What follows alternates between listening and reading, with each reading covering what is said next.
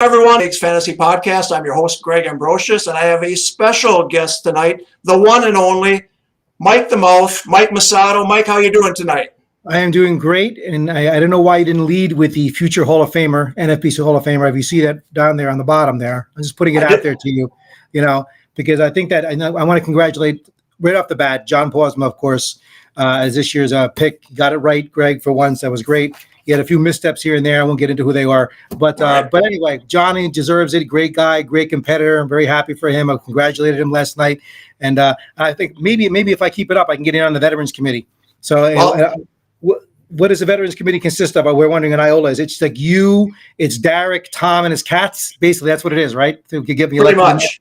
Yeah, I let my wife have a say because I'd be dead if I didn't let her have a say as well. I told her I was talking to Mike the Mouth tonight. She just was like, "Oh, okay, have fun with that then." So, John Posma, 64 league titles. John did not even know he had 64 league titles. I went through all of his teams. Again, I think he is a very, very, very worthy Hall of Famer. He probably should have been in earlier. He's also a candidate in football. He's almost, I would say, a better football player than he is a baseball player, which is hard to say. But I did let you write your own name in here. I told you to write your full name, Mike Massotto. I didn't realize future NFBC Hall of Famer would be there as well. But I'm just putting it out there, Greg. Look, it's only a matter. I'm going to give you a visual representation. Maybe it's not all the money that I've won in the NFBC, and I've won my share of leagues, as you know, and money as well too. But this is a representation. See this of all this. This is all money. You see that? That's all the money that's come into the NFBC in my unofficial title of NFBC marketing director over the years, right? So that's got to count for something, doesn't it? I do know you spend a lot with us, so I like that part when it's coming in this way. Yeah. So, all right, let's all the people that come in there. Let's talk about your name, though. I mean, Mike the Mouth. That's complimentary, right? Is that one that you gave yourself, or somebody else finally said, like Japinka just said, Mike the Mouth? I have to give full accreditation to Steve Japinka. He was the one. He's the one who gave me the name, and it gets stuck because I guess he got it from the poker player. And I guess so I became Mike the Mouth, and it stuck, and that's it. So it wasn't me. I did not self-name, although I do name myself everything else. That I did not come up with Mike the Mouth. So all right. So you do have a Twitter account of @Godfather NFBC.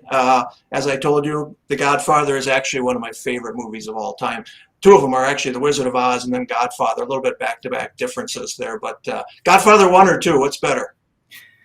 Oh, it's close, man. I'm a big fan of Godfather 2. The history. I just love that movie. I mean, it's hard to compare art, but I would give a slight lean to Godfather 2.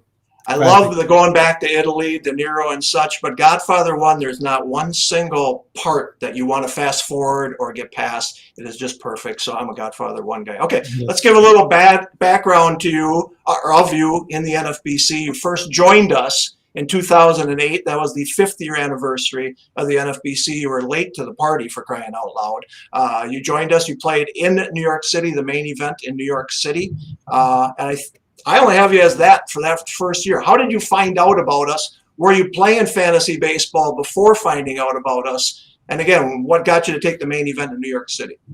Well, if it wasn't, the great marketing machine at the NFBC was back then, Greg. It's a miracle that I found you at all. Now you have me, so you have thousands of people coming in every year. You don't have to market anymore. But back in the day, when it was just a magazine, if you remember the good old days of your NFBC magazine, which I got a hold of, and I've told the story before, and I started paging through. I was doing points leagues and home leagues kind of stuff at that time, and I get this magazine that comes to me, and I page through it, and there's these guys in there holding checks and pictures of guys, and then I cross. There's one guy in particular from Jersey is sitting there, my old buddy, my longtime friend now, Scott Fleming, holding a check, and he's got this goofy picture, and I'm like, if I can't beat this doofball, I got to go play it now. And I saw his picture there. I got to go play this guy, right? So I got to get in the NFBC, right? So that's why I joined up that first year. And ironically, I get to New York in this, this intimidating room, and it was pretty big New York back, and then with tables and everything else. And I sit down in the league, and guess who's sitting a few chairs away from me in the same league is Scott Fleming. So, so karma was a bitch. Karma's a bitch, and I got my ass kicked that year. I think I could have finished a lot worse than I did. I think I actually finished like 10th or 9th or something for the first time in that league. And but he had like 100 and something points and came in second and whatever. He didn't know me at the time or why I was there. But I said, this is the guy that I just saw from the picture. And then we ended up becoming good friends and are really close friends to this day. Which is one of the great things about the NFBCs, because you just get to become friends with so many people. And I pretty much have like about several hundred contacts in my cell phone at this point of NFBC people who are all very happy to hear from me when I text them all the time, especially during drafts. So I'm sure. Yeah, I mean, and you're not the first one that didn't win right out of the gate. I mean, there's a lot of people. Potts got his ass kicked. He talks about it. A lot of people come in. It's not easy to win right off the bat. Sometimes you got to learn the 15-team format, the fab, the software, all of it and such. So I was talking, you only play high-stakes baseball with us. You don't play football. A lot of guys cross over. Did you play fantasy football before, or are you a Jets fan and you've just given up on football?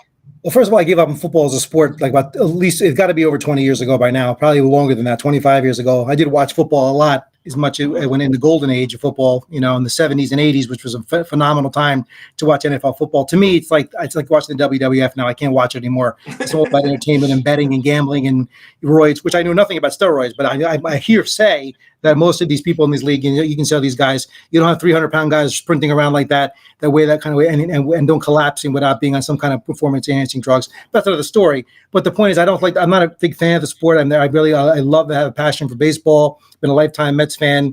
I was a season ticket holder at Shea until Citi Field came along, and that became unaffordable. But so I just do baseball, and especially if you want to be good at fantasy baseball, you have to do if you really want to be the top, especially now in this day and age, you have to do a good part of the year. So I spend about 10 months of the year absorbed in baseball, and that's all I do. So baseball is the only sport that I do in my ongoing effort to get better at it, while I am performing the duties that I have to do to become the marketing director of the NFBC and public relations as well.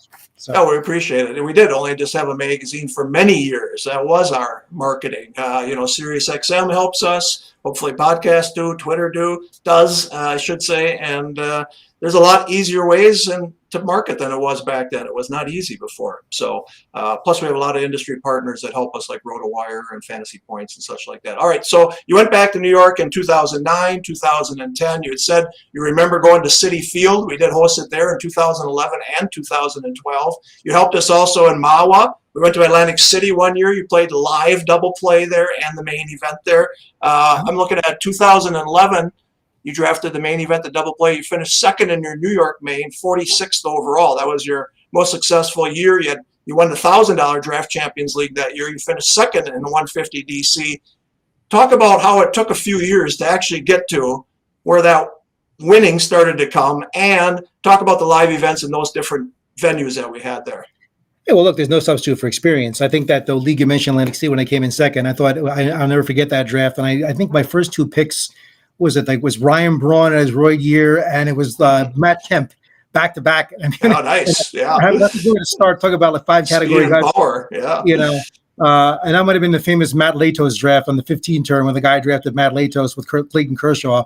The back-to-back picks, and we were all like promoting that draft, those two picks at the corner there. One worked out, one didn't. But and I was with Ken Sack Magner was in that draft and sitting next to me, and there was this running joke about how I could never beat him. Of course, he won the lead that year. I was in second, and I've since beat him since that time. But again, this is a fun rivalry you get by doing these, playing against the top players, and that's how you get good. I mean, even the Draft Champions Leagues that I do.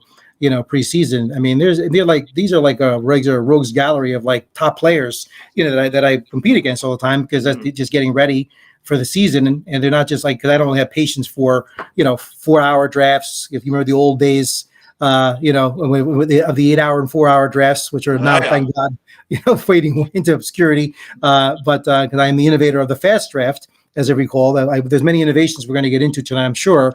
But the fast DC was one of my ideas of like just, utilizing cell phones and texts and everything to make the things go rapidly despite the clock, and getting in like 12, 15, 20 rounds a day and banging these things out. So it's a progression, of experience, compete, you learn. We didn't have the type sabermetrics like that. We didn't have the analytics like we have today. You read a few magazines, you did your own research, and that's it. And now it's even harder. The field is doubled, tripled in size. The competition is greater than ever. They got the young generation coming up who are very highly talented. They know their stuff inside and out. So I think it's much more competitive and difficult to win now. And I think my main event league titles that I won came later on in the thing. Should have had 3. I think I have 2. I should have had 3. And I'll never forget Vlad Sedler, if he's listening to me, that son of a bitch. I still don't forgive him. And because of F. Carlos Rodon, I will never draft that asshole ever again in my life, because he screwed me with an 8-run collapse in the last day of the season and destroyed my year with a 4-point swing, and I lost a third main event title, which I should have had at that time. But this year I'm coming back with a vengeance. Just I'm planning on winning at least 2 or 3 main event titles. So I'm all for it. I'm get all me for in it. contention for my Hall of Fame. You do not ever forget when a pitcher does something like that. I can tell you that. I was in 1994, the first AL labor. I'm winning it the whole year. This is the strike season. And so you're getting your stats once a week. And so on that Sunday, my lead is dwindling to like 2.5. And on that Monday, Ron Darling gives up 7 or 8 earned runs. And I know I'm not in first place anymore, but I got to wait till the end of the week to find out. Well, they go on strike after the Friday games. I find out the Sunday they never played again. I finished second. So damn Ron Darling. He's very good on the air. I will say that. But screw him. I hate him. He screwed my team, my labor team. So there you go. So we did go to Mawa. Like I said, we were trying to get 2 weekends on the East Coast starting in 2011. It was actually Ryan Houston's idea to let's do 2 weekends. People want to do more. We went to Atlantic City that first year. That was kind of tough to get people from New York to go to Atlantic City. We tried Mawa, which was a little closer to the city. And just talk about the City Field. I remember we did that 2 years in a row. The one year we had like 7 leagues there, that very first year, 2011. It was a cool setup. I don't know if it was any better than being in a ballroom, but it was a cool setup for a while, wasn't it? Yeah, it was a great, City Field was, but first of all, as a Mets fan, you're in heaven, you're drafting fantasy baseball live in City Field. I mean, could you ask for any better scenarios? Mr. Met's walking around. Mr. Met, ironically, I think my foray into radio started that day as I got grabbed to be on Sirius XM. And who do they plot me down with but Glenn Lowy? So I meet him with a Seaver jersey on, and we're sitting down there, and I'll never forget, he gets some kind of softball question about Jay Bruce.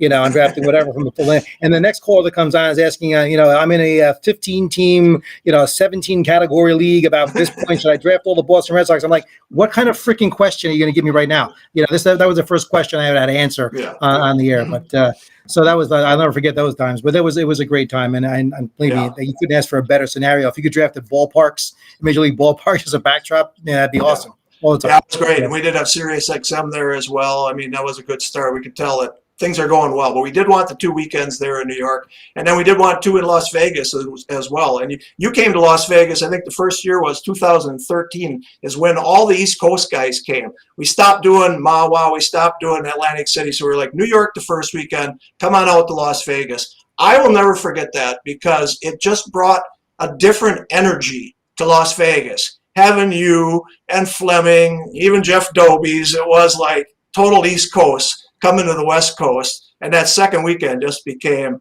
something else. Do you remember that first year and how everybody just really got along? We had a lot of leagues, 8, 9. I know we actually had 11 leagues at one time at the Bellagio for the main. Yeah, I think I met Lindy out there for the first time. The legend of Lindy. He didn't. I think he brought some of his favorite pigs with him that time. But we had a great time.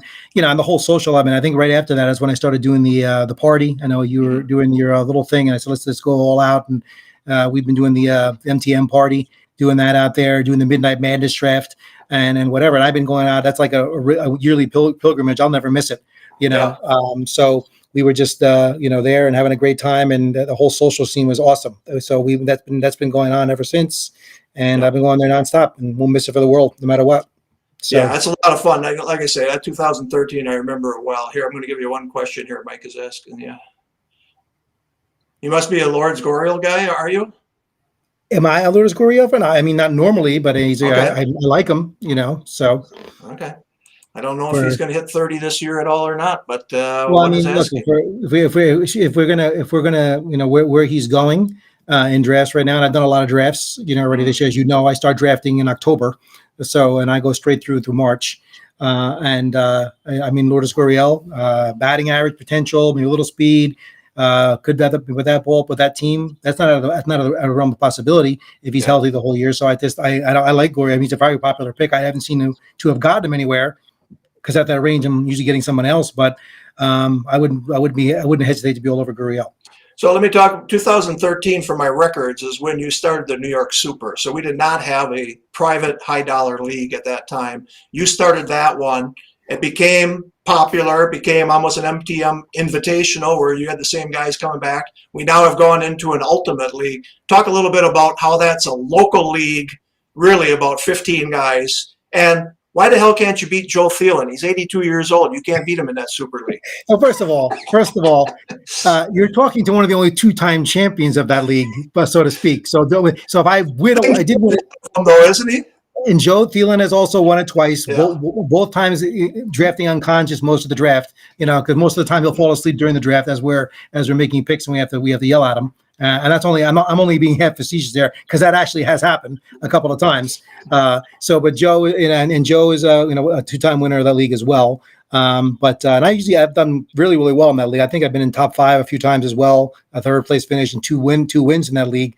My idea was, and I came to you with it, is I was like, why don't we do? Because I think the idea was getting publicity. We had some conversations about this, putting NFBC more on the map and getting media coverage. And Sirius is getting big. I said, and you went out and make sure that Sirius covered the draft. And I wanted to do it almost like a home league feel. We have a killer mother of all trophies, a travel trophy that we have. We put together. I got some great pictures from that event I should really share with you. I had a professional photographer that day to memorialize all. And I think that first year that we had that draft, because I really wanted to have my goal was to put the best of the best together in the East Coast. That was the idea. But little did I know in doing that, I was putting guys like Japinka in there and Magner in there, and we're talking about a couple of Hall of Famers, and we're talking about or at least one Hall of Famer. Like there was like $700,000 of lifetime winnings at that table for that particular draft. And when needless to say, I finished, I think tied for last the first year, and then won the whole thing the second year. But It was a great experience because we just had that whole feel of having a home league, but you're playing for some serious major dollars, and it's evolved over the years. Since 11th season this year, unbelievably so. And people just can't wait to sign up for it. And now it's a $5,000 league, and we have some of the best competition. And people have come and go out of the league, but we always give right of first refusal for people that want to come back. We have some people that are charter members that have been there from the beginning, and like Fleming and Japinka have been there from the beginning, and a few others from day one. The Thielen was there on the first one as well too. So we have about 4 or 5 guys that have been there since the get-go. We have Adam Ronis, who's our celebrity draft facilitator. We've had Lisa Ann in there. We've had the former Miss Olympia figure champion there. We've done all kinds of crazy things with this one. There was always a party afterwards. So it's a lot of fun and also a great competition. Yeah, that's part of the camaraderie. And of course, your good buddy Scott Fleming won it last year. Won wire to wire. So Scott will be back to defend his title. I was looking at I have his plaque engraved, and I have the thing sitting here. It's in process, and I will be the one presenting him the trophy. It was bad karma. I screwed myself because I played a joke on him. The video went around that I told Vernon, no matter what ball comes out, say it's Scott Fleming's, because he always says he gets screwed. And then we played it. So no, it wasn't. And then it ended up being my ball. So I get the number 1 pick. I said, are you kidding me? So it was a double whammy. So the karma was a bitch. You got bitch slapped from karma. And that was the end of that, because then he ended up winning the thing. He had a 6th pick and he won it from there. He did lead. I think he almost led wire to wire the entire time, which is not easy to do in that league, because those leagues, even toward the end, those leagues I think there was one year, and you saw it was the closest finish ever. That I think 13 of the 15 guys were separated by 7 points going into the last week of the season. Which that's how competitive that league is. Yeah, him and Mike Major went back and forth the last weeks of September, but he had been in the top almost the entire year. But I knew that karma was going to come back to bite you in the ass when you called his name out, and then it was your ball there. So I knew that was going to bite you. Hey, and put the ball in the freezer, like I said I was going to do. Put the ball in the freezer, So. That was bad. I look back at 2013. We're talking about camaraderie in the NFBC. That was the first year you guys did the Mia draft as well. And talk a little bit about that, because that's Roger Martin's daughter. I think she was having some cancer issues or something back then, and you guys got a league together, and she picked the draft picks. Talk a little bit about that, because I know you just did that recently as well. Well, that draft was a close place in my heart for me, because that was going on, that draft during Superstorm Sandy, and I'm in Jersey here, so there was a bunch of guys that were in New York and Jersey that happened to be in this league at the time. And this is, like I said, still with cell phones that were not that advanced, as they are now today. And on my Nokia, I think it was at the time, or it might have been my BlackBerry at the time I was hanging on to. And, power's out. We have no power. We have no heat. There's a storm going on. And meanwhile, the whole backdrop of this whole thing is that Roger's telling us that his daughter has to go to the hospital for surgery, and she had a tumor, and they didn't know if it was benign or cancerous and whatever. It was brain surgery. And of course, we all rallied behind him because he was worried about just going to auto and picking picks. And we said, no, we're going to put this draft on hold. We're not doing that to you. And we just all shifted into, support mode for the guy, to help get him through the difficult time. And the happy ending is everything, thank God, was all right. She had the surgery, and as a celebration every year, really, the same guys have been getting together and to doing this draft. And those, again, people have come in and out for that, but we always have one. Yeah. And she's done the video, recorded the video about it. And we started when she was a little kid, every year to now she's a teenager who can't be bothered with us at the age of 16 and driving, but at least, she appreciates it, and we love doing that. And there's a lot of drafts like that in the NFBC that have come around, and we do. And, Dan Kenyon, I got to know Dan Kenyon really well. Talk about future NFBC Hall of Famers. I'll make a plug for the Veterans Committee for him as well, too, someday, because he's done a tremendous amount to promote the NFBC, and it's also a phenomenal player. But getting to know him through these drafts, and he was really elemental in, bringing me along. And that's kind of what it is, I use this with Zach Waxman, who does a Draft Champions podcast right now, which is a great exposure thing for the NFBC, that out there as well. And he was kind of the same way. I've taken him under my wing, and now he goes out and wins a little overall contest for you. See, Greg. So now, and he's a good guy, and he's out there promoting the NFBC like crazy. So we're just kind of all passing the torch to each other over the years through these drafts and getting to know people. Yep. Yeah, and Zach almost won a national championship in football too, the online auction championship. He almost won both of them. So good players for sure. And you know what? We know it. We appreciate it right now. Like you said, you talk about marketing.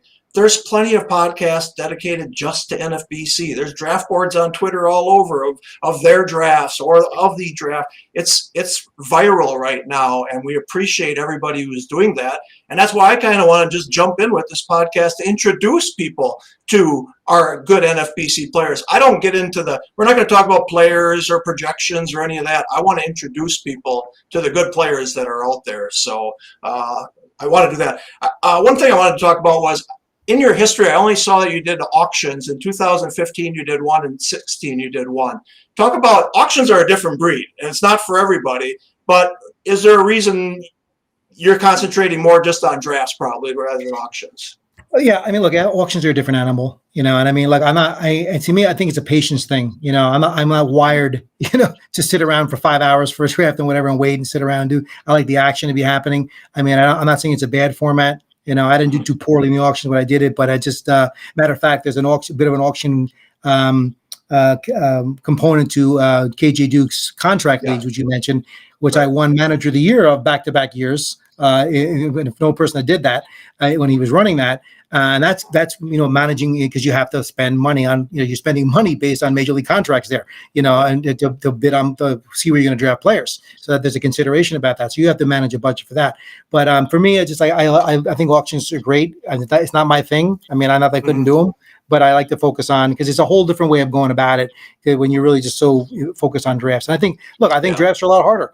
They just are, because you can't go in there. Your plan could be shot to shit in the first couple of rounds, and that's it. You better have 10 B, C, D, and E, F, and whatever doing it. Then when you're doing an auction. So I just like to focus on on that, and maybe as I have more time, as I wind down, as I get older and older, Greg, and I take over full-time duties at the NFBC, I'll have more time to do more auctions and things. I can hardly wait till someone takes over full-time duties of that, because I've got a beautiful pontoon up north. In fact, I just bought a jet ski last weekend. I am ready for the summer. What are you jet skiing on ice? Like, are you doing jet ski on ice? What are you talking about? That's about it right now, man. It's not going to go until the first week of April, but once it does, I'm out there. So can hardly wait. But no, it's been a lot of fun. So I'm looking at your records here. In 2018, you won your first main event league title. You finished 28th overall. You also finished second in 2 other mains. That was a good year for you. In 2019, you won another main event, finished 48th overall, and you also won the New York Super in 2020. So let me just ask again. It's a lot of experience, right? It takes a while to get the hang of the 15-teamers, the fab, and all that stuff. You're playing a few more main events than you did in the past, but now you got the hang of it, I would hope, right? Yeah, right. There's one thing, like the old adage, you don't necessarily win a draft, at the draft table, but you could definitely lose it. So drafting is one thing. All right. The other thing is in-season management, and that 6-month grind with guys that just play it out, all the time. You don't have people just not playing it out. So you're fighting to the end there. And, fab is a whole different animal, man. And just that's one area that I always want to get better on, and is working fab. And, and look, it's come a long way in how to manage it, because it's a lot of time. I would do 20 leagues if fab was easier, and it continues to get easier. And there's rumor, and one of the suggestions I talked about, because you open this up on the thread a lot on the boards, about give us some suggestions of how to make this easier. And I said, wouldn't it be great if you could copy and paste your draft, lists for bidding lists across leagues? That would be like the game changer. And supposedly Derek is working on this behind the scenes right now. So if that's the case, and that ever happens, man, that's going to be amazing to be able to take a whole year, just do it on one league and try to put it over another league if possible, for available players, which would be amazing. So, but fab is a big part of it. As I said before, the competition has gotten a lot harder and challenging out there. That's so much more to know, so much more data to process. It can be overwhelming. I'm not a stat guy in terms of a sabermetrics guy, but I do listen to everybody and do take it all in, and then make my own decisions based on, watching baseball and doing my own research and things as well too. But I'll be prepared, for every draft, and I can win any draft. And I like to have, obviously more success, and it's getting there at this point, because I said before, I think, Greg, I just can't just do it on all the money I've made you and all the promotion there. I have to have a few more league titles under my belt before I'm actually in the NFBC Hall of Fame, which will be a great day. I got the speech written and everything. Matter of fact, I'm writing John Posman's speech for him. He said I could ghostwrite his speech. So, when he is up there. So I don't know. Posma gave a very good speech in 2019 at the Park MGM when he won the main event. He got up there before Gecko, actually, and John gave a very good speech. John's from Wisconsin. He's about 45 miles down the road from here. He grew up. He lives in Illinois. I don't know why he went across the border, but we're not letting him back in. But he's a cheesehead at heart, so I think John will do a good job with his speech, so I'm looking forward to that. All right, he does a good. No, he did a great job with the speech. He did, and like I said, there's all these guys. They're not in the Hall of Fame by accident. I mean, they're not only great players, but they're also great guys as well too. And they bring a lot to the NFBC in many different ways. He's the opposite of you. We call him the quiet assassin. Yes. He's so quiet. He's just killing you with kindness, and he's over there, and then you are anything but the quiet assassin, right? Mike the most. We've had this love-hate relationship since the beginning. I think I come out of the message boards like a ball of fire and whatever, and people say, you're just a new snake. I'm like, who the hell's a snake guy? No, I think I think I triggered something bad with you back in the day, because at this point, I came close to being booted, I think, at that point. But we have this understanding. I think you got it. I know at this stage of the game, but it's all in good fun. But yeah, I mean, look, I do everything over the top when I do it, and to make it a great experience for other people. For me, I love playing the game. You love competing. I want to be the best at it. And it's not just all fun and games for me. When I sit down at the draft table, I'm all business. I'll joke around and I'll bust chops during the whole thing, but for the most part, I'm laser focused in there. And especially, you mentioned John did a draft with him last year. He had DeGrom, in the early stage. How do you? He was like in the first place till the very end, almost could have a league title in that league as well too. How do you compete and make up for that and other injuries you had to? And he's right there all the time. So that's the kind of guys you're competing against around these tables. There are not a lot of soft spots anymore in any of these drafts. So. Yeah, no doubt. No, I mean, if I was kicking people out, you were in line, but you weren't at the top of the line there. There were plenty of others there, so don't worry about that. Now, for a long time, I was a message board playground director is really what I was. But the frustration for me, and we're going to talk about the draft champions, the 8-hour clock and such like that, is, people don't realize what we were working with at Stats. They were not all in, if you will. But I owe it to Stats. They got us rolling in 2004 using old software that they had developed for Turner Sports, and it was available for us. And so we were able to get off the ground. When we got sold to Fanball and they went bankrupt, if you will, and I had to buy it back, I had to go right back to Stats and use that same software. And they never were willing to upgrade, even to go from 8 hours to 4 hours on the draft champions. So while you were always asking me to make these changes, I am not the programmer, and I could not get them to move. It wasn't until we got to Sports Hub that our guys flew out to Las Vegas and saw the software that we were working and really dove into it all. So I appreciated all of the suggestions, but there was nothing I could do. As much as you thought I had power, I just didn't have the power at Stats. And, I want to talk about the 8 hour. I mean, think about it right now. It makes my skin crawl, right? To do an 4 8-hour hours, draft 8 hours, champions. 4 hours makes my skin crawl. What are you talking about? Like, it's like stick a needle in my eye at that point. And of course, you didn't appreciate all the monkeys pounding on keyboard gifs that I put up there about, you blaming you but obviously Right. you're the front man. You're the one that has to explain why this technology is not up to par. And it's like night and day when it used to be at this point. So we come a long way from where it used to be, for sure.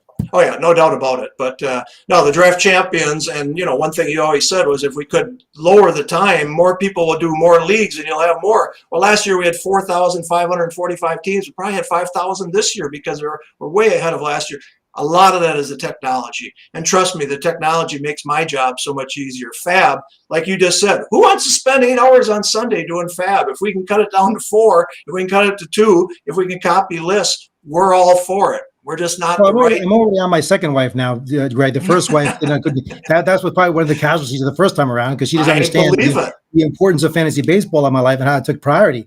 But now the one I'm with now, thankfully, one now fully supports my insanity. And as long as I bring money home once in a while, which this is my advice. I always say, it's like if you have a wife or significant other that's giving you crap about playing fantasy baseball, next time you win, just put her name on the check. Because when she gets that check in hand, because she's going to take it anyway, and she sees her name on it, it works psychologically works like a charm. I hear you. I'm sure there's many wives who don't like me on Sundays, many families that don't like me on Sundays. So, but I will just say one thing. When we did go to Sports Hub, the person who bought us was a very, very good friend of mine, Rob Fithian, and I said to him, this business is going under if we don't improve fab and the technology, because people are doing less leagues. We need them to do more leagues. And they definitely got on it, and we're there. Derek is the one to talk to for any of the technology improvements. He's got a good ear to the guys in St. Louis. Derek is a former player here, so he understands it all. So talk to him. He's the one who can help move this. So, all right, a couple more things here. So 2021 was not your best year, and this happens. Last year was a very tough year. Talk about 2021, because for some people, they have a tough year and they say, that's it, I can't do it anymore. But this happens, right? Yeah, look, it's extremely demoralizing when you consider yourself. I wouldn't say I'm the greatest player that ever lived, and it's hard for me to say that. But I am a really strong player, But as you read some of my leagues I won, but last year was a freaking utter debacle. I know some other great players. It was a debacle year for it because it was one of those years, man. It's not about drafting the wrong players.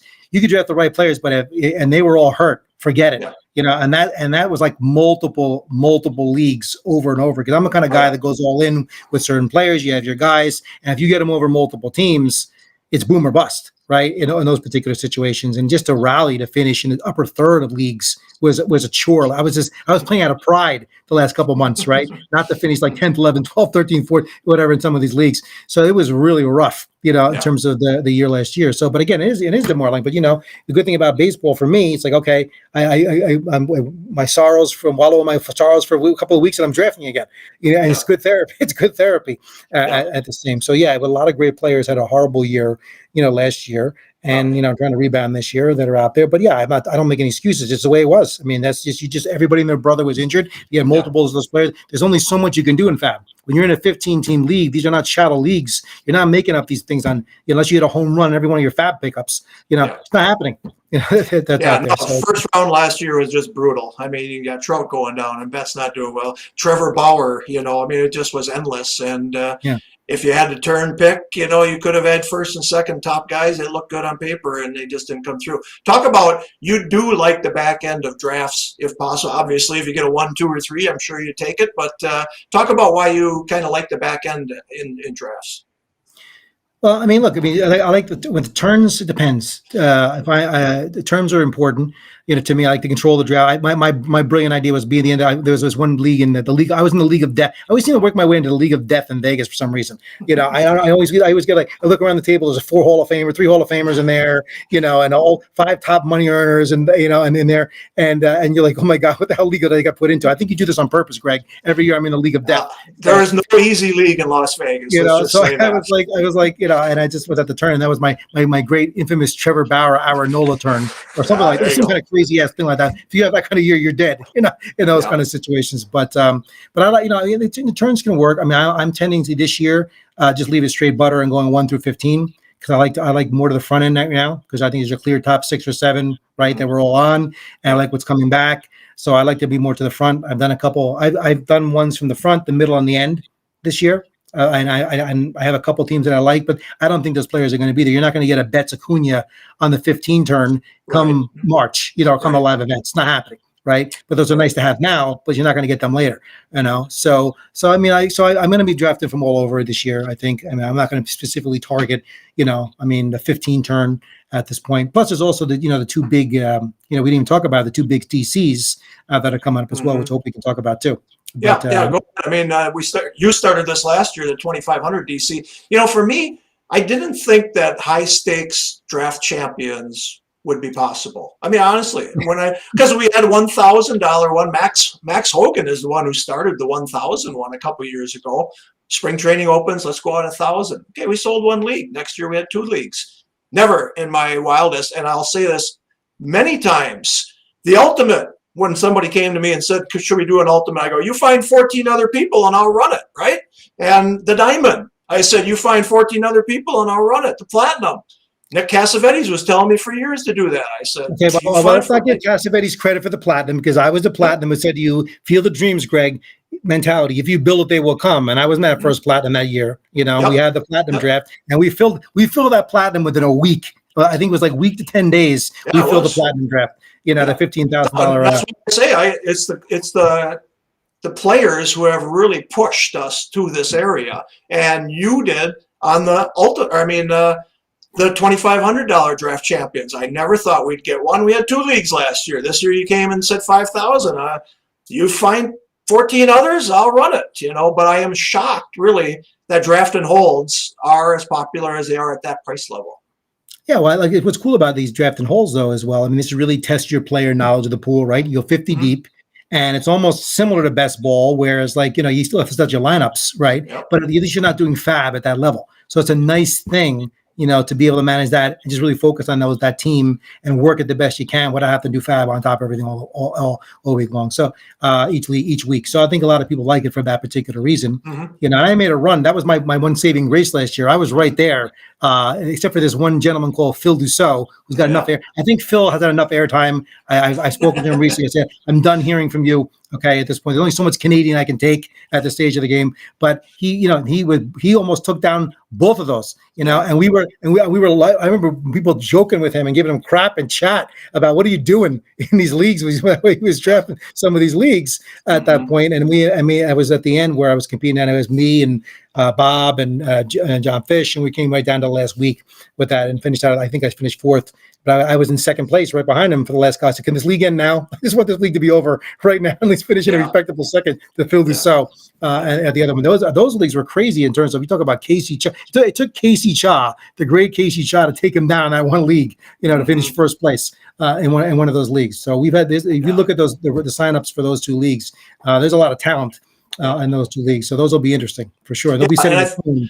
And I think people like that because there's no fab, obviously. And there's still $40,000 grant or league prize, $20,000 league prize. So good money to be made for drafting well, right?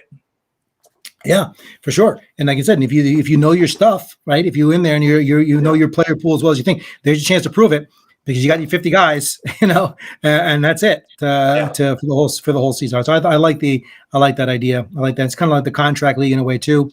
Once you have your players, you manage that roster the whole year, right. And that's great too. So you have them all. But so a lot of leagues. I'm very happy that you've been open to allowing these leagues, because there's a lot of leagues that are out there right now that are coming about because it's something I've been pushing every year to do, and people come and they play. And I think they like the whole the entertainment aspect of things. And we didn't this year we're premiering a new draft, and maybe Derek finally got you up to speed on it. In Vegas, because Greg, I know you're not in the loop and all these things. We just do things now, and I guess we tell you, at this point. So, whatever. But we're looking at the Vegas. We're premiering the Vegas crapshoot draft. I had this idea last year, but we figured not do it in COVID year, so we're going to hold it off to this year, and we're going to be doing that, I guess, on Saturday in Vegas, where it's going to be like a nice social get together. We're going to have a nice prize wheel there, and we're going to spin a wheel, and we're going to determine what draft it's going to be on the spot. So people that are there gotta have a chance to get into it. We're gonna have a nomination order, and if you want to get into the league, and it could come up in auction, it could come up a main event, it could come up a lot of different things, and you got a choice to get in that league right there on the spot. So that's gonna be a lot of fun. There'll be prizes and giveaways and swag from the NFBC, and drinks. Greg, all on you, of course, and on the table at the NFBC, and it'll be a nice social event on Saturday to finish up. So I hope a lot of people will come out and participate in that event. You don't have to draft in that league, but it'd be good to be there and take a shot at it if you want to be in it. And that's going to be a lot of fun. Just get that Vegas feel like it's a random crapshoot of what's going to come up. And you sit down, we do draft order on the spot. I think that I'm also, one of the things I've also created was the Iron Balls KDS, which is also a fun thing where, and that's people, you use that a few things for a few leagues, which is a lot of fun. I know a lot of owners don't like that because I like to know their draft position ahead of time, but there's something fun about getting that baseball when you're on the spot with your name. That's what we do in New York all the time, and picking spots right there and there. A lot of strategy in that, a lot of fun and excitement and anticipation, to do draft orders on the spot like that. Yeah, we do that for the NFFC Platinum, our $20,000 league. We take the spots right there, and we start drafting right away. And it's a hell of we're going to definitely live stream that this year to show everybody how that works. So we can maybe do that in New York too with the Ultimate League. Okay, so I've been talking too much. I'm going to turn the tables here. You got any questions for me? Yeah, well, I think the big question is, that I wanted to ask you too. Question. I wrote a few things down here, but one of the big things is and this is like the 100-pound gorilla in the room. So what's the game plan? If these idiots in Major League Baseball and owners don't get their shit together, and we're looking at like a delayed season, what's going to happen? How do we move these live events? What are we doing with these live events? What are your thoughts? What are you thinking about? I'm not saying I don't want that to happen. I'm praying to God that these guys get get it together beforehand. But what are you going to do if there's a delayed season for the live events? It's a good question. I just talked to 2 or 3 people today on the phone who said, should I plan on coming to Las Vegas? What should I do? And I'm saying, if they don't have an agreement by March 24th, right, then we're all screwed. I don't know who would come to Vegas at that point. Mm. I have a hotel contract. I've got food and beverage minimum. I'm out. I've got to pay for all of it. So I'm going to be there. There's Sweet 16 March Madness. We can bring in showgirls if you want, but I'm out there and I've got the space. So there's no turning back. They don't care that baseball is not taken. But I can't force someone to do a diamond or a platinum if we don't know there's a season, right? Then we're back to the pandemic year where we've got to have a sprint season.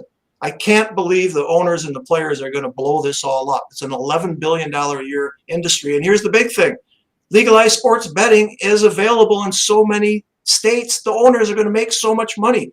Why they're playing hardball with the players, I don't understand. What is my plan?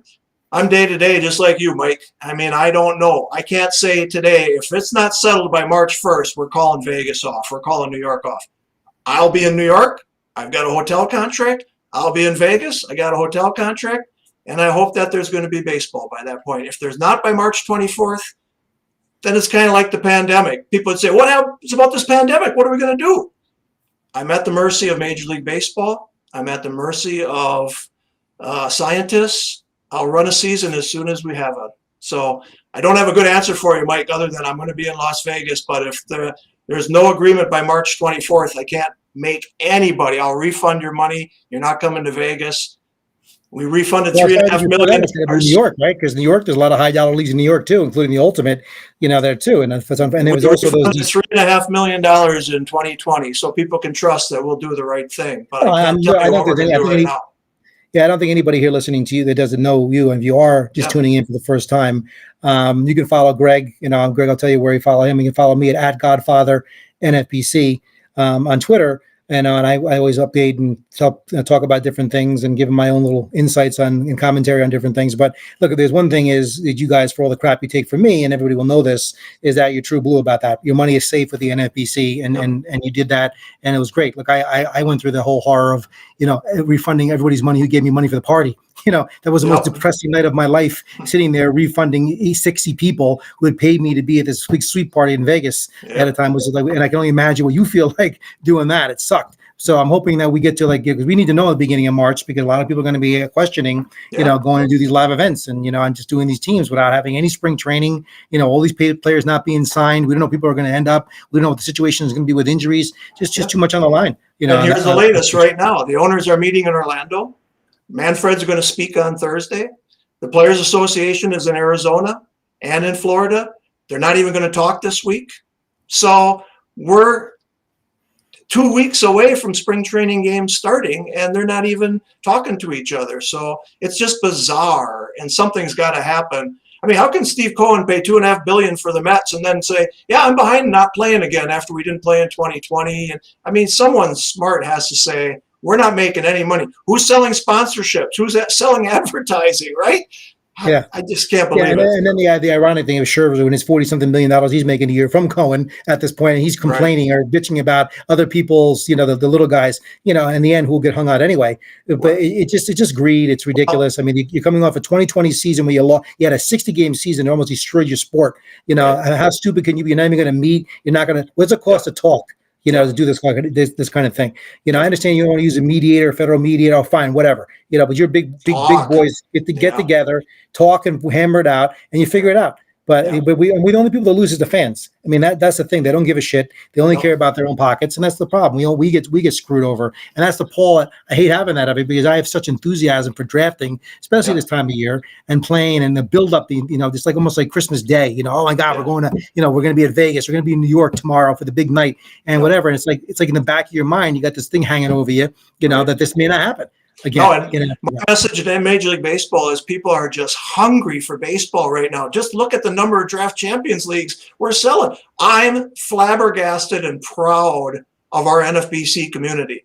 You guys are just continuing to hammer through, getting ready for the season. If they get a deal done, those first week after the deal is done is going to be 100 free agents signed, right? There's going to be so much excitement. Yeah. It's going to be such a great time. It's going to feel like Christmas. And then we're going to have the drafts, and then the season's going to start. It's going to be fantastic. But Major League Baseball doesn't see this enthusiasm that is there that's going to go fucking away if they don't get a deal done before the season. Yeah, but the thing is like, you think back in 1994 when they struck and everything, it's a different ball game. Football didn't dominate back then like it does right now. And now football is a sport. So you think they're going to go someplace else. People don't care about baseball the way they used to, unfortunately. It's a shame. And that's their own fault because they're a bunch of idiots. They don't know how to do. If they had a person like me in Major League Baseball promoting it, then it'd be a different story. All right. But they don't. So they just can't get out of their own damn way. Yeah. And again, the fans just suffer, because of the whole thing. And that's what we're up against right now. But I'm the eternal optimist about all this kind of stuff. Look, when COVID, shut down the live events,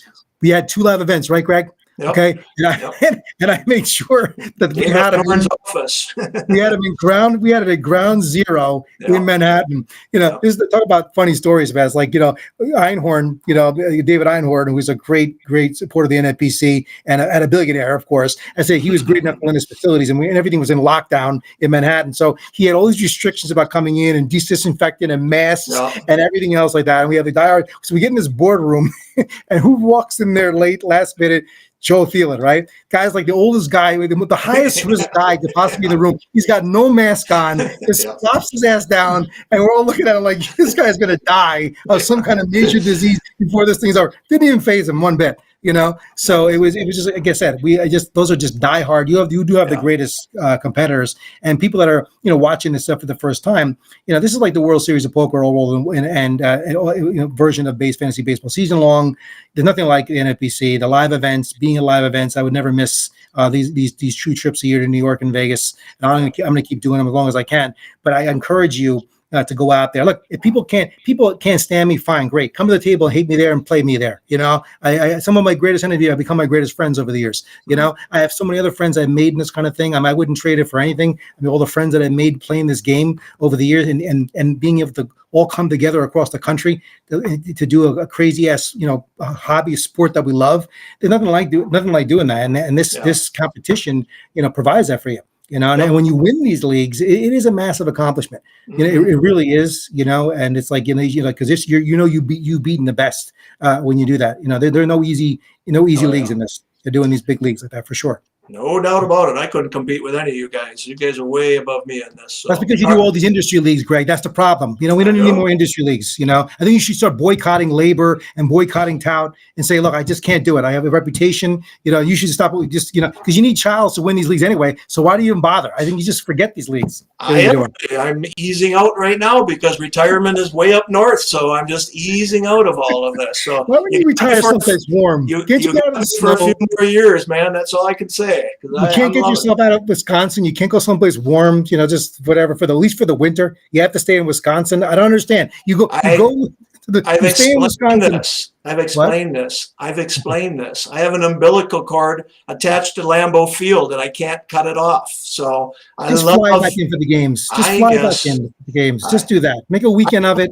I will be in Florida. Trust me, one day. So trust me. I hate the winter here. I just hate it. So yeah. All right, what else you got for me? That was my main thing, and obviously, Derek working on some of the new technology, which he said he hoped to unveil there, and and talking about the big leagues that are all coming up, which we talked about, which is awesome. Those are the main things I wanted to ask you about. But is there any questions that come up that anybody wants to ask? Will you have us on here, Greg, or just sit here? Is it or on YouTube? I don't know if you have YouTube up or whatever, because maybe people are posting stuff. Yeah, so like Kelly Ugansky is just asking about roster construction. So I want to ask you, because it has changed so much. Yeah. Childs early on would say, my first 3 picks, which were hitters for everybody, was 75-75. Well, you can't get that anymore, but he still would like to get his 3 hitters to be 60-60, 65-65. Now it's pocket aces, right? You're at the back end, you go ace-ace. Last night I saw pocket closers. Team 15 takes Hendricks and Hader there. I don't know if you can win that way, but it's pocket closers. I tried that one year in the Super. It didn't work out too well. That was my worst. It's very tough. You're chasing strikeouts, stolen bases, home runs, right? So just talk about roster construction and how it's changed over the years and what you're looking for when you start out. Yeah, I agree. I mean, look, we've all had the trends. I mean, NFBC is kind of ahead of the industry, right, in terms of the trends about pitching and everything else as we've gone along. And I think that now we're looking at closers. The closer, steals and saves are now rare commodities. Right? Yeah. The sport is changing, so you need to adapt. You just can't assume you're going to get these later on anymore. So unfortunately. And not to mention the fact that we have all these closers by committee. So we don't know, how many, right now, even at this part of where we sit here, this close to the season, how many of these teams have locked down, this is your closer? Is it 8? Is it 10? Right. Is it that kind of thing? And so you better get these guys and you're going to have to pay up for them. Same thing with stolen bases. Look at your team. It's amazing how it just falls off the cliff. Unless you want to go, I did a bill the other day when I had I never take them. I never draft Mondesi. I did it in the Mia. I started with a couple of aces. Okay, I wanted to do a lottery ticket to win the overall. So I started a couple of aces. I went a closer, and then I took Mondesi because I wanted to get steals early. And I still was chasing. I thought toward the end of the draft, steals. At this point, because they were getting jumped 2, 3, 4 rounds ahead of time at this point. So you need to adjust with the market and not go in there because everybody in NFBC is going to be as smart as you for sure. They're going to know to do this as well too. So you really got to look at especially in those first several rounds, those first 10 rounds of a draft, especially having a plan. And then kind of go with the flow afterwards. But you got to have a plan going in. If it's not this, what's going to be that? Because drafts sometimes you have to give what they take you. Right. So you have to have multiple options. You can't be said that that's the only plan I'm going to have. You have to have multiple avenues to make it all add up for you as well, too. So let me ask you, has he figured out the code? I mean, he went with starting pitchers, but he found Robbie Ray, Gossman, 16th, 17th round. But he also did go with pocket aces sometimes. Has he figured out the code, or was that one where it all fell for him? On 22 leagues, he cashed in 22 out of 22 leagues last year, 117 out of 22. Has he figured out the code? Well, look, first of all, there is no code. I mean, because if there is in true Jersey fashion, I would have stolen it or beat it out of somebody by now if that was the case. But the truth of the matter is, Phil is a great player, all right? And, he does his research, he does his analytics and everything else. And, he'll be the first to admit to you, this game does require some luck, right? Mm-hmm. If you have some bad luck, forget it. I would say 65% of this game is skill, 45% of this game is luck. 35%, excuse me, that's my math. 35% of this game is luck, at least. Okay, because there's injuries. There's people breaking out at the right time. You're always drafting. You're speculating. Okay, is this the year? Like a few years that had that really great year when Trevor Story blew up. Okay, I had him on every team. Right. So it was basically one of those boom or bust things. Phil drafted boom or bust. He has his players, and guess what? He got them, and they all went nuts. And when you do that, okay, you can lose a DeGrom and still have, guys you hit in the 17, 18, like in 1 year I had in the Super when I got like guys like Voit in the short season, Voit late, Seager late. These are like back to back, Dylan Mundy, back to back to back. So it didn't matter that my first 4 picks, maybe crap the bed. I had all those picks. That's how you win those leagues. It's all those late picks that you get. And, you see a Robbie Ray. Maybe you saw something in a Robbie Ray and you snatched him up late, where he was going. So, yeah, so he will be the first to tell you. And I'm not diminishing his whatever, but he had a shitload of luck, and it all came together. And that's fantastic because you need that. If you're going to have those epic historic seasons, anybody will tell you. Lindy will tell you and anybody else, you have to have some luck too. You have it all come together. And that's also part of it as well too. So, that going into there, if you're going to, but that's the way you win. If these players are going to say, I'm going to diversify every one of my teams. I'm not going to have the same players on every single one of your teams. Okay. Well, are you doing that to hedge your bets so you can finish middle of the pack, or do you want to go for it? Because if you want to go for it, you better have your guys and take your chances because there is some risk in anything you do. And I go for the ceiling there. So I'm going to take a lot of risks. And if it works out, it works out. It doesn't. Could have a year like last year. Everything doesn't work out for the most part. But otherwise, you can finish really high, or and if they all take off, that's how you win an overall title, right? That's how you win a league. So, and that's what everybody's searching for. I mean, you want to win a league title, no doubt, but everybody's playing for the big grand prize. And main event this year is $175,000. The RotoWire Online Championship is $150,000. We're not pulling back from that. I mean, we really feel like if baseball comes in, March is going to be insane.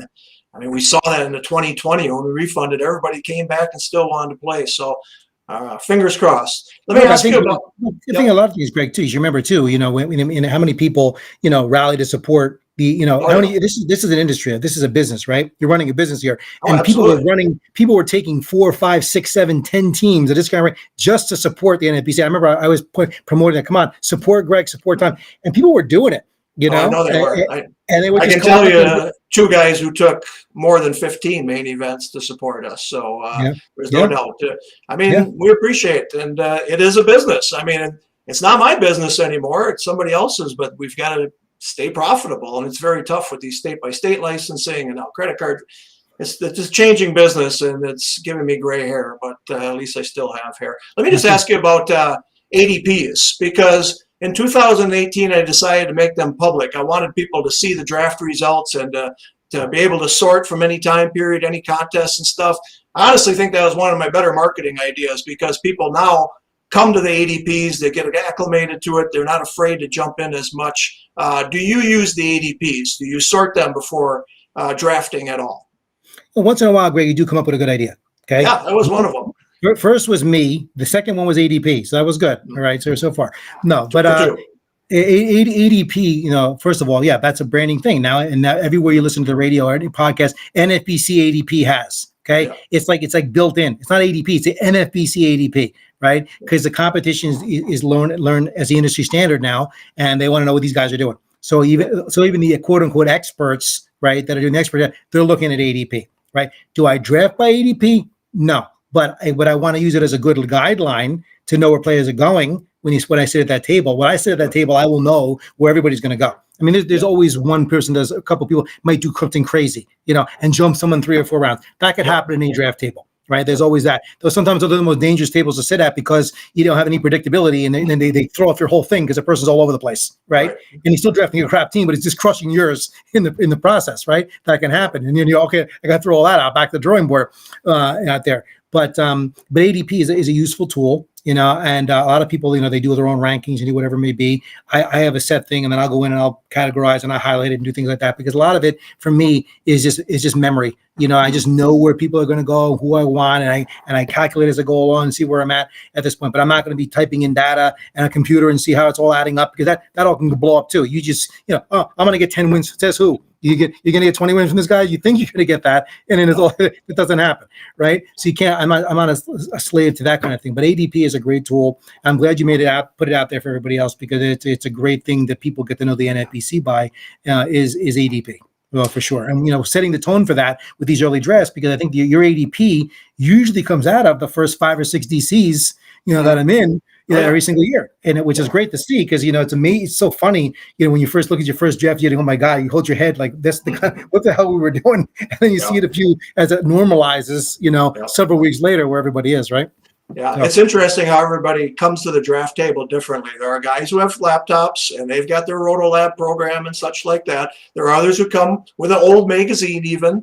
And I'm going to just say Casey Cha, to me, is one of the most amazing guys at the draft table, because what he does is eliminate players he knows he's not going to draft. So in the first round, he may have 3 people on a piece of paper and he knows which 3 one of those is going to take. And the second round, he may have 3 people that he would take there. He has eliminated more than 50% of the people in the player pool, and that's how he drafts, and everybody is different. But to me, Casey is one of the most amazing guys to watch, because he just has the names in his head and he knows what rounds he's going to get. Don't kid yourself, man. I talked to him at the party. He's got some Asian think tank behind him coming up with everything else. He's got an implant in the back of his head that's feeding him that data when he's sitting there. So he comes and he's played poker all night, and he comes there without any sleep, and he still kicks ass. Think about talk about quiet assassin. Paul's may be the quiet assassin. He's the ninja assassin. Okay, Yeah. He's like the most unassuming guy. He will just kill you. It's like when you in a draft, that's just the way he is. And it's amazing what he knows, and he'll let on nothing. He lets on nothing. He will give you nothing, whatever. Even Phil's giving, comparatively, Phil's giving you 10 times more if you listen to him than you'll ever get from Casey John in a million years. So when you have that, so that's the kind of guy. Look, I've seen all kinds of fun. That's another fun thing with the main events, the characters, the people you see at the tables and the things you see. I remember sitting at a draft and these 2 guys were here and they had all these magazines. I think one of them was Sports Illustrated. I was like, you can't use a swimsuit issue to draft from. I'm not going to get you too far. They're drafting from a magazine, tearing out pages, and who was it? Rick Thomas used to have the big piece of cardboard, in front of him like that, and you just remember all these names, man. That's what makes it fun and interesting to see who you draft and how they draft. And who was it? Sean walking around the table. He just would walk around, leave the room. There was like, where are you going? There's a draft going on. And he just wander back in, look at the board, make a pick, walk back out of the room. It's like still does that. Yep. So it works for some people, but I can't do it. I guess in my advanced age, I'm getting up there, Greg. I'll be catching up to you soon the way I'm going. But I hope you don't. I know what your age is, and you're 6 years behind me, so I hope you don't ever catch me. How's that? See, when people look at you and they say, I'm only 6 years younger than you, they're about to be amazed if that's the case. But I fight it every day. There you go. Trust me. Yeah. All right. A couple more things. Any advice for people who might consider getting into the NFBC for the first time? I mean, it's daunting to get into a 15-teamer. We do have some entry-level ones, but any advice for people who might want to play NFBC? I think they should spend as much money as possible to get into main events leagues with me, so it makes it easier for them to win this money. No, I think that the DCs are great to get into, because it's they're now you have 50s. I mean, I'm not a 50s fan. I guess those are 12-team leagues. Yep. But there's the 150 price point, or do a satellite. You can do really cheap for a 15-team league to get your feet wet, because it is challenging. People don't realize the difference between a 12-team and a 15 league. If you've never played a 15-team league, opposed to a 12, it's a whole different ball game. Completely with everything. So I would say start at that entry point, or look. So you got to start somewhere, and there's many. I think many players that I just talked to recently over the last couple of years. I just encourage them, just do one main event. There's no substitute for experience. You can go in with a partner, split it down the middle, right? Go in there and just do it in a main event and learn. Take your lumps, learn from being there and whatever. That's the best thing I could possibly tell you to do by trying it out for the first time. Because and the other thing is, once you go there, you'll be hooked, because you know what, you'll be if you interact, you'll be welcome like family. That's what's great. It is a fraternity. It's like a brotherhood, a sister. There are some women that play fantasy baseball as well too, that are out there. So it is like that. So I would encourage people to go out and try it. Like I said, New York or Vegas. So we can't afford, do them online. And again, not the same experience, but it is great to do you have the ability now. We didn't have that ability to do them online before. When I first started doing that wasn't even an option. It's like you either did them live or you weren't doing them. When we branched out, we had phone leagues. We had people actually call in to partial ones. We didn't have anything online. So, and I appreciate this brunch who's saying this, that the ADP search is what lured him to the NFBC. And that's what I think it has been a good marketing one. I do have a couple of good ideas now. You don't give me enough credit, but excuse me. But the 15-team format was my idea. There was no 15-team format before the NFBC. And in fact, I had gone to a high-stakes football, which was 12 teams, and I went to the Arizona Fall League Symposium, and I was sitting there talking with Charlie Wiegert, and I said, I want to do this high-stakes baseball, but I don't want to do 12 teams. That's too easy. I want to make it tough. And he was like, do 16. Another guy said, do 14. And I was like, why would we do that? How about 15? That's half of the player pool, right? I'm going to do 15. And I went back on the plane, and I actually wrote the rules and such, and that was how we came up with 15. Now, I don't want to say it's an industry standard, but you talk on Sirius XM, and everyone's talking 15 team because they know that's the tough format. So I am proud that we did establish the 15 team. I tried 14 team in football, and it was too hard for football. People didn't like the deeper player pools. They didn't like that. Whereas baseball, people just embrace it. People like you don't like the 12 team as much as the 15, right? No, I've done the 12 team. I just feel like every team has an all-star team. You know what I mean? It's all off the whole thing doing that thing. I mean, look, like guys like Vlad, they're great at the 12s. I give credit to the guys that can do both. You know, I mean, I might start doing some more 12s. If Fab continues to evolve, I'll do more. I have my life is just crazy busy. You know, the own company, family, and everything else. I love to spend more time, like you said. I don't want to spend 8 hours as it is. I spend too much time on Fab. But the 12 team, it's a whole different feel and ball game than 15. So I just did the 15. It's a much more complex. I like the complicated aspect of things to make it that much more challenging. You know, to go that deep in doing the 15 team legs. For sure. All right, I'm going to give you one last chance to ask me anything. I can't believe you haven't brought up the 163rd game, but I'm fine if you don't want to talk about that. So you got one chance. Look, we know that, Greg. You know, just like you've been an innovator of certain things. Over the years, you've also seen the error of your ways in many aspects of things. I mean, we people don't realize how many phone conversations we had behind the scenes, screaming and yelling at each other about different things. You know, only to make the game better. You know, over time. So, and I've said this before on the boards and everything else before, is that, you know, we want to try to eliminate luck being a factor as much as possible in this game, because it is a game of, majority of the game is skill, right? And the randomity of just having a game that pops up at the end that virtually none of us have control over, that's my big thing. Because, and I talked to the majority of people, and again, even if the initial survey we did came close, it's still not a quorum, but most people would rather have that kind of thing. If they just went away, no one would even care. Because baseball season long enough as already. We all can agree 162 games. We don't need 163, 64, 65 to prove anything. I know this because baseball does it. You make alterations in the schedule for football to make it work for the contest. We can do it in baseball as well, too. I just think when you get into games beyond 162, it just throws everything up into with that kind of money on the line. There's just too much randomity, too much luck involved now, and to basically have it be a fair level playing field for everybody. That's just my feeling on it, and hope that changes. And most people would really want to get rid of ones. If you ask the vast majority of people, especially the ones that are going to Vegas or putting their money down like that, they would get rid of 163 in a heartbeat. So again, we did survey, and there was like 56% who wanted to keep it. So, and again, I understand. I could definitely get rid of it. Like you say, it is not something we have to, but my feeling, and we've done it since the beginning, so 18 years, it's happened 4 times out of 18 years where there's been a game 163. And you know what? It probably will happen more often if the owners want 12 teams or 14 teams. Yeah. You're going to have more. So we may have to look at it, but I'm beholden to MLB regular season stats. If they don't have a makeup game, I can't do anything about it. That happened in the 60 game. 2 teams only played 59. Sure. Whatever, if they make scoring changes during the middle of the year, we take the scoring changes. So I'm beholden to their regular season stats, and we have not changed it. But like I said, I am worried that if they expand the playoffs, we're going to have more of this, and I don't want more of this. So it's a worthy conversation. Complete Wild West at the end there. Then I thought we're going back and redrafting things. We're kind of stuck at that point, you know. And if people have those things on the players, it's just luck. It's the luck of the draw. Who has those players that are in the postseason on the rosters at that point? And most people are just sitting there with their hands twiddling their thumbs and praying for the best. Yeah, you're right. 4 times we haven't had any real debacles. I don't think end of the year, but. You know, in the year that it comes down to game 163 and it costs someone a main event title, you know, or overall title, then it's going to be a massive PR disaster. So as I said before, you know, especially if they're going to be which sounds like they're going to happen. I have a feeling they're going to expand the playoffs. Yeah, then they're really asking for, we're going to have multiple potential playoff games to the end of the season. We could have 63, 64, 65, you know, coming out, and then it really gets crazy at that stage of the game. So like I said, there's so many 90-something% of this game is great. I don't have a lot of criticisms. It's evolved. It's gotten better. You know, I'm the most person to vocalize all this kind of stuff.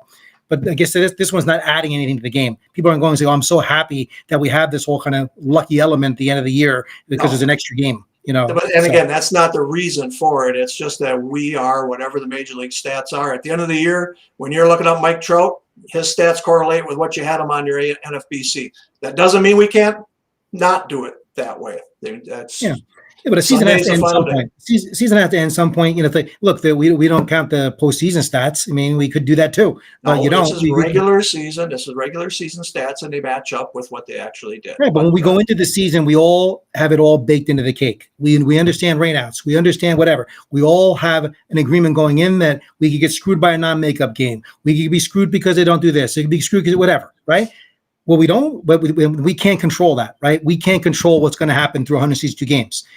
Well, by adding 163, now we're adding something that's completely that not at anybody's control. Completely, and it's not level. We're not all equally screwed or equally benefiting. When we're starting from game one, we're all can be equally screwed or we can all equally benefit. Once you go past 162, now it's not a level playing field.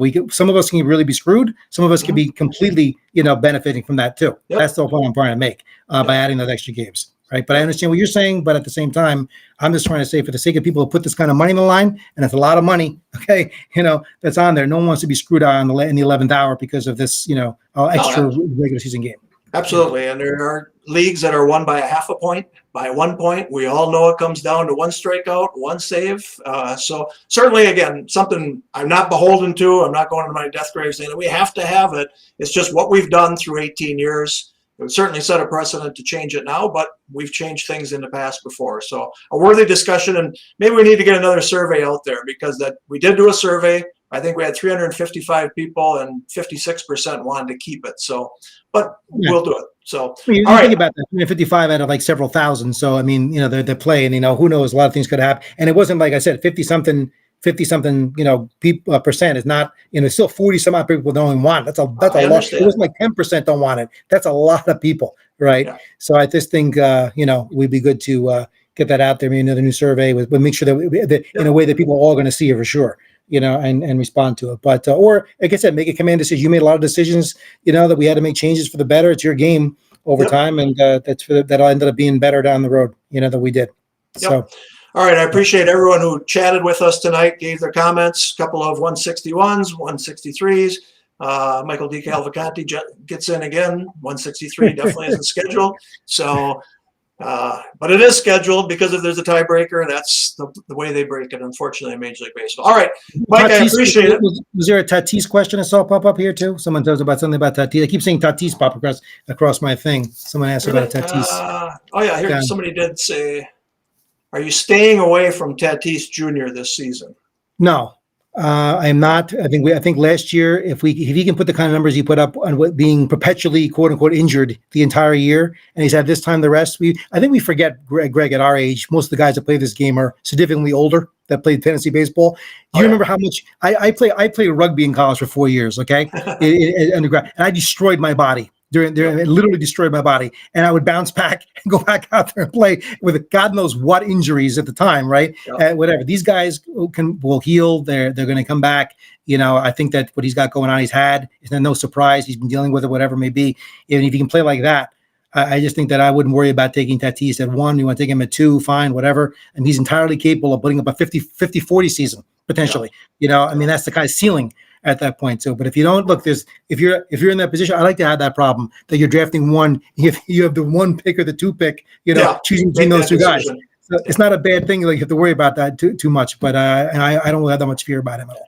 I will say I'm not afraid of him either, but I'm shocked that he just didn't get surgery at the end of the year. I've got a torn labrum. I can type without it, getting it fixed. I'm not going to get it fixed. But for him, I'm shocked that he didn't get it fixed, because my brother had it, and in 6 weeks he was golfing again. So I'm surprised that he didn't get it and just get that thing fixed so it doesn't slip in and out, because it will. It's definitely going to dislocate again and keep going. But you can strengthen it. I know that, but I'm just shocked that he didn't get it taken care of. I think the rationale was also, when I've read somewhere that when you had that surgery, you could have permanent weakness afterwards. It may never come back.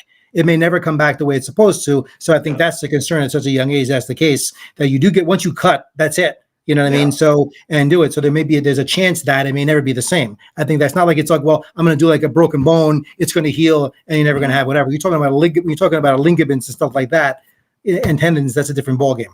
Right. So I think that was the main reason why I saw about, or someone doctor had written, or someone on Twitter I read that kind of surgery is not like just cut and dry, like, hey, and you're okay. Yeah. So. Yeah, I would assume. All right.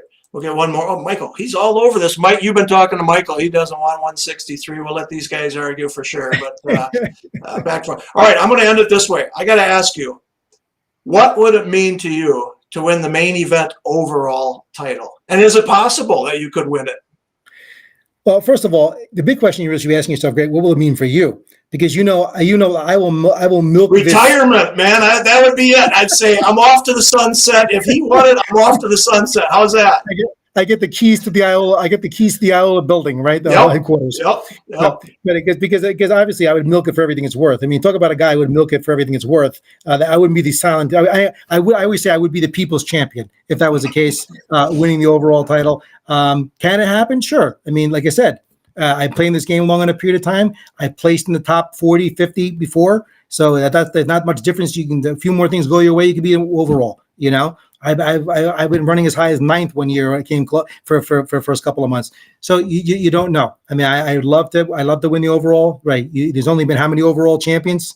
You know, of this league. 17. 17 right? of them. So it's not, and not everybody's a Lindy who can win it twice. All right, but it's one of those things. And now it's harder than ever because why? How many teams? When it was 190 teams, it's different. Yep. Now when you have 600 teams, right? Some of the best players in the world, it's even harder. So yes, anything's possible. And if I win a overall main event, that should punch my ticket to the Hall of Fame. Greg, for all of us I did for the NFBC, that year, if I had that magical season, that might put me right there, right, Greg? I think that would be a big celebration.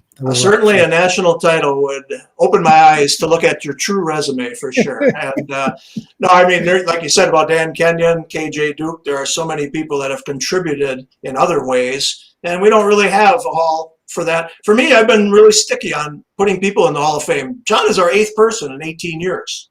Yeah. I don't want to overload it. It's a hell of an honor to get in there. And we'll have more in, though, for sure. I'm positive we'll have at least one new inductee every year going forward. So I just think, first of all, if you say you mirror Major League Baseball, you should be putting everybody in fucking Hall of Fame now. For Greg, who cares? Yeah. They put anybody in there. I don't know why they should. Put, so I mean. So what difference does it make? It wasn't. It's not like So don't be so stingy. I don't want to be stingy for sure. I want to end it with one thing here. One of the things I'm seeing in the draft champions, and I go into a lot of accounts because I get the draft results and I'll post them on the boards. I am really surprised by the number of young people joining the NFBC DCs right now. Baseball is an older clientele compared to our football clientele. When you come to the live events, you'll see, more 50 and 60-year-olds. But I'm telling you what, people, 28 years old, 32-year-old people doing dozens of draft champions right now. There is a young audience that is hungry for baseball, and I wish baseball would get their heads out of their asses because I'm very, very excited of where we're going right now. So I'm excited, and I thank you for helping us with the draft champions. That's been a fantastic promotional vehicle as well.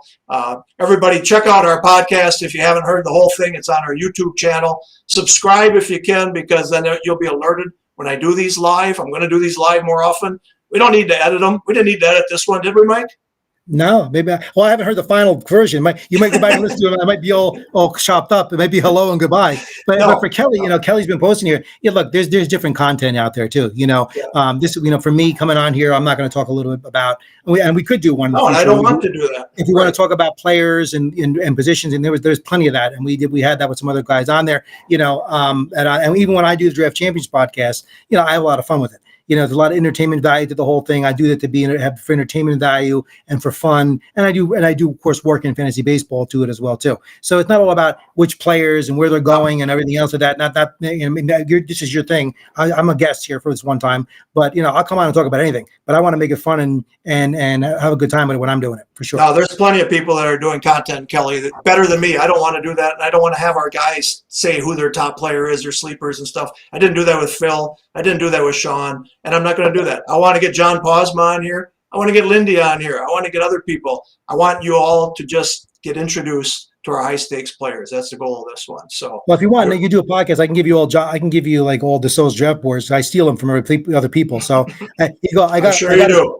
I got his first 30 picks in one of his year. He goes, he tested me. He goes, who did I pick at round 17? I told him, he goes, okay, who gave it to you? I says, you say, you don't know. I know everybody, man. I'm going to find your drafts, whatever, no matter what it's going to be. But again, if you're trying to draft, I guess, all kidding aside, I told him, if you're going in there trying to draft someone else's draft picks, you're dead. No, start off. There's no way that's going to work. That's out there. Obviously, you got to go with your own plan, do it your own way, and whatever. And truthfully, there's no real shockers. If you've done your research, you're not going to really have any great shocks. There's no great shock, that Robbie Ray could have a great year. I mean, we've seen him have a great year before. This year, you put it all together, was great. There's no shock that people are saying Kevin Gausman for years had all that ability to do that. Mm-hmm. Maybe it took him getting out of, obviously, Baltimore and going to San Francisco and putting it all together there in that great ball. It worked out, right? So these are not, no one was stunned the belief that these players would be so good at that point by any stretch of the imagination. Phil happened to, get him at the right time, and he made the right picks, and more power to him, and that's fantastic. So it wasn't like these were the only people. He was the only person that was on all these guys, right, that are out there. Right. Yep. A lot of ways to win, a lot of ways to skin this cat. So, all right, Mike, I'm going to go home here. I appreciate you spending an hour plus with me just talking about the NFBC high stakes, and everybody, come on, join us. You're going to love it. You'll get to meet Mike in New York City and in Las Vegas. I'll be in both places as well. We have a lot of fun. It's a great community. That's what this is, a great community. So thank you very much, Mike. And look for this podcast next Tuesday as well, probably. I try to do this once a week. And we're going to do a live event, Beat Vlad Sedler event on Thursday night at 10 Eastern. Tune in for that one then as well. Thank you much, everyone. Stay well.